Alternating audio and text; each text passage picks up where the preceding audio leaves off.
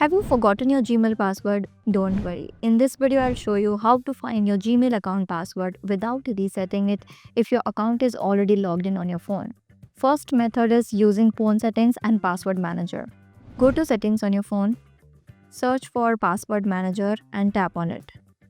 Choose your Google account if asked. You will see a list of all saved apps and websites. Tap on accounts.google.com or similar. Unlock your phone. Tap the eye icon next to the password to view it. Second method is using Google Chrome on your phone.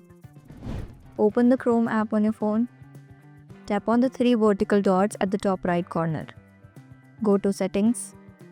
Tap on Passwords, or it may say Google Password Manager. Now scroll to find the Gmail account whose password you want to see. Tap on the email/account. You will see a field named Password. Tap the eye icon next to it. Unlock your phone via PIN, pattern, or fingerprint. Your password will now be visible.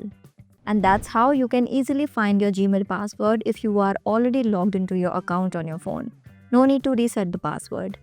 If you found this video helpful, don't forget to like, share it with your friends, and subscribe to our channel for more such helpful tech videos.